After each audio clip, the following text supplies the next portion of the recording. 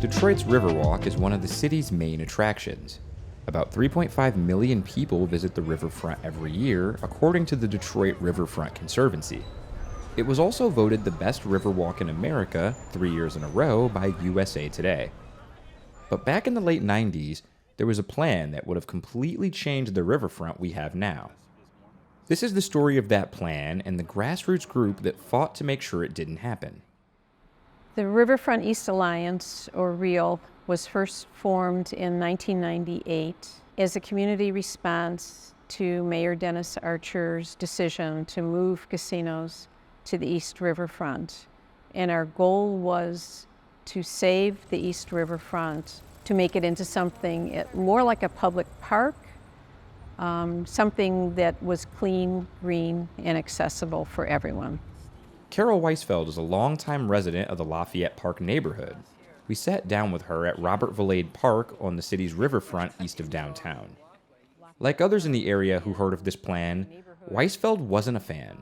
The idea that the riverfront was going to be a casino district and that the highway to the casinos would go like right near where I lived, right underneath people's apartment windows was just infuriating. Weisfeld said a group of about 200 people met to discuss ways to stop the casino district plan.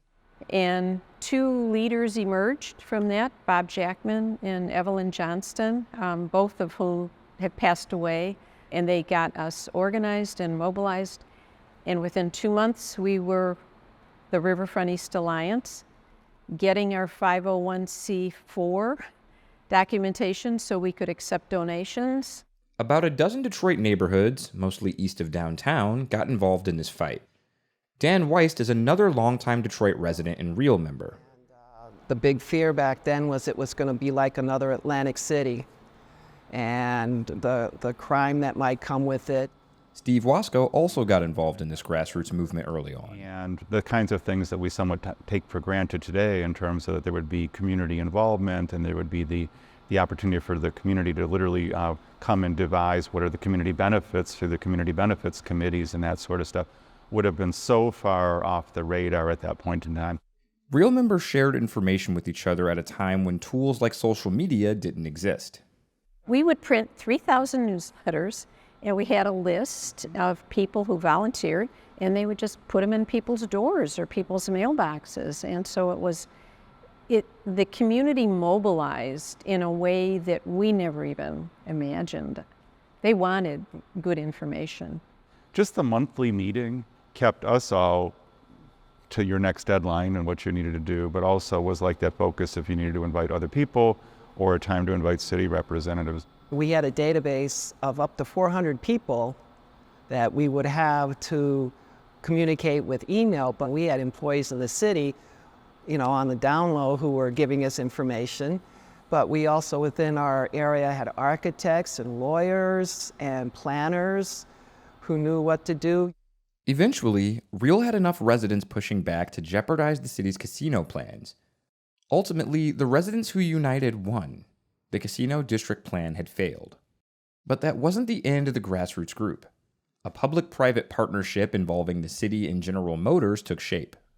Tell me a little bit about how GM got involved and what it meant for REAL going forward. We would meet through these design sessions at Stroh River Place at the time. And in the early sessions, there'd be some general conceptions about now that we are not going to have casinos, what do we do with the river? Because it's one thing to say we're going to have public parkland, it's another thing to say how that's going to take shape. Tell me about the Riverfront Conservancy and its role with REAL. They were interested in getting our input into things like what should the benches look like? What should the railings look like? It just felt like they respected us, and they understood that the city is nothing without the people. It's the people that make the city. REAL dissolved in 2017. What first led to REAL dissolving?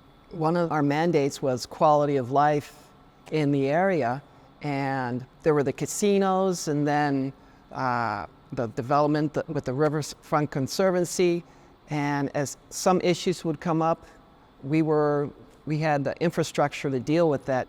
We were trying to get more shopping, grocery stores and such in the district, but we got those things and they were taken care of, and so there were fewer issues, I think, or that came up that needed to be dealt with, and we just kind of got old and tired, I think.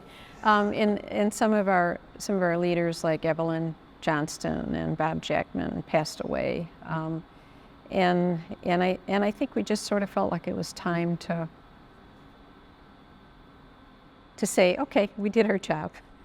What does the Riverfront mean to you personally, and why is it important that we preserve spaces like this? We've learned the Riverwalk and the Riverfront's ability to draw just an incredibly diverse set of individuals. And what we've been able to create here, one of the added benefits to that is something that has been a draw for folks of all ages and colors and backgrounds. And I also love the fact that they can just go down to the water and sit and just be quiet and just immerse themselves in nature and their own thoughts. And that is so healthy for the human spirit.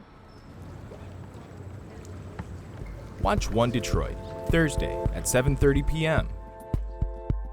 You can find more at onedetroitpbs.org or subscribe to our social media channels and sign up for our One Detroit newsletter.